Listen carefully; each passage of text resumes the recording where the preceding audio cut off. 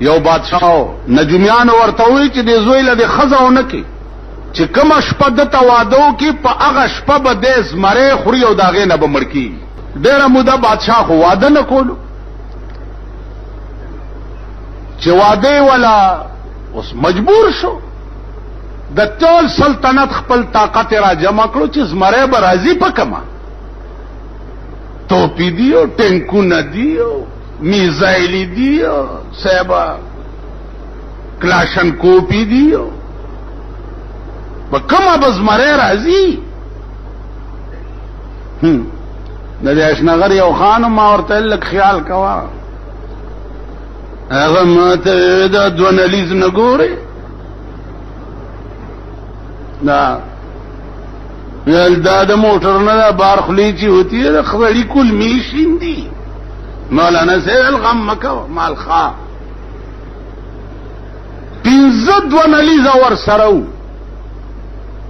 او پدې صدر کې چې پدې مزغو ولا کې خودو دونالیز ور سرو دته لاړو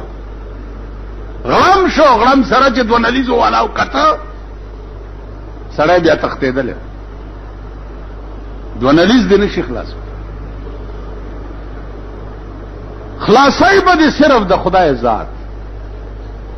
زمونږ ځان او زما متعلق تاسو ګوره اریانم چو پاکستانیانو ظالمانو ما خو چره د چامړه ګډم نه د پاسول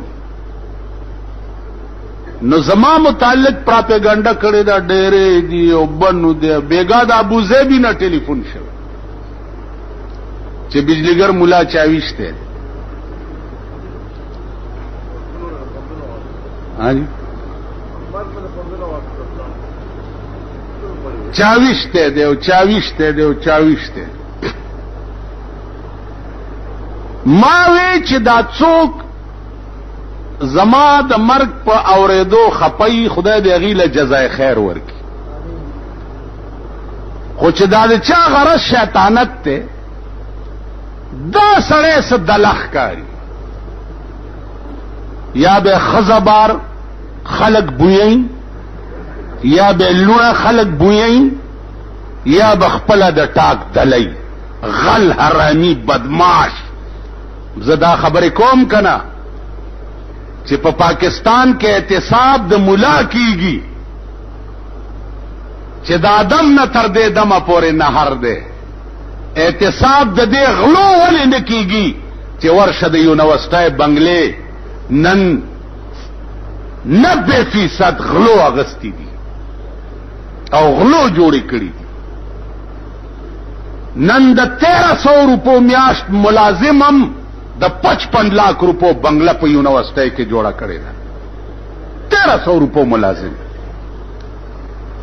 د پاکستان هر حکومت چې راغله ده هغه ذلیل حکومت احتساب نه دی کړی سلوخ کالا د پاکستان کې د سړي د زوی حکومت په پاکستان اړه راغله نه ټول غلا او بېمانه ضیاءالحق لاړو خدای دې اوس وبخي خدای دې ورته معافي وکړي او ظالمانو امینم پیاړونه دي چې مرشي اخلاص شي ټول اختلافات زمونږ چې ور سره ختم شي خدای لا ورغه خدای پويګا او کار پوي مونږ طرف نه دي خدای ورته معافي کوي سي چې کړي ځان لې کړي که خې کړي ورغه او کبدي کړي ورغه مونږ ته خپه په دوه ټکو چې دا اسلام نوم مالا په عالم کې دې رسوا کړو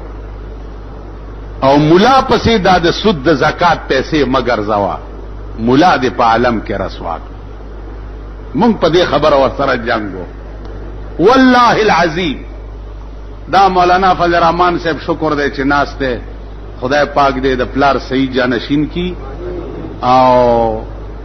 هغه خدمت چې کومي خدای د مفتی صاحب ناغسته وادي خدای د نواجي دا د سره به مم جنگ دلی کې مې ور سره په جنگ کړو زما خورور دا ایمان دی چې ضیاءالحق په دې ملک دی یو غل نلاس غوس کړو او یو زناکار سنگسار کړو، یو شرابی په درو والو زما په اومه پیړۍ د نالتی چې زبر زیاو لګ بد وې دا می تاسو تم دوله کزل ویلي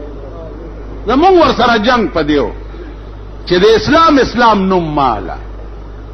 یو لسکاله وشو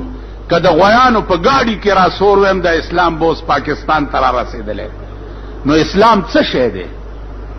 تاسو وګورئ پرون دی پجاس کې ختم شو، په یو غنټه کې د ټول ملک چارج چې دی هغه غلام اسحاق واغستو کنه، ټول ملک باندې دا غلام اسحاق تقریر د 12 بجو حاوی شو کنه. نو کده دړوي نو د پټول ملک یو غنټه کې اسلامی نظام نشو حاوی کول په یو غنټه کې. نو عزیزانو عرض داو چې په پاکستان کې اسلام ارچا غوښتو بغیر د خزونه د پاکستان خزي هغه لندري او لچري شوي، هغه لندري دي چې اسلام دوی نه غوښتو او د خزونه مجبور. اوس لاړو خدای دې ورته معافي وکړي او مونږ طرف نه دی خدای پاک وبخي. ما درته وې ز قیوم خان یو کال قید کړم، یو کال د شب قدر په قلا کې، خو چې مر شو قبر لای ورلم او ورته مې وې چې خدای ما سره چې کوم بد کړیو پاغي کې منیسا نور د مخ کې تپويګا خپل کار دی پويګا ما طرف نه ما زد ذات بدل چر چانه لال. رسول الله دام سنت دی، رسول الله صلی الله علیه وسلم په خپل ژوندۍ کې د خپل ذات بدل د چانه نه واغست، د ذات سره به چې څومره بد چا کړیو هغه بدل به چانه نه اغستو. چې د خدای دین او د خدای شاعرو کې به څه مداخلت شو نو بیا به ول خدای قبرونه د اور تنور کې زه د خپل ذات بدل چانه نه ادم. د سرم جنگ او جګړه زمونږه صرف په دیوا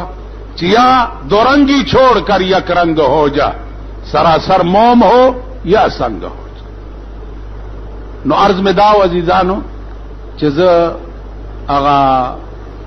رب المشرق والمغرب یا ان انزلنا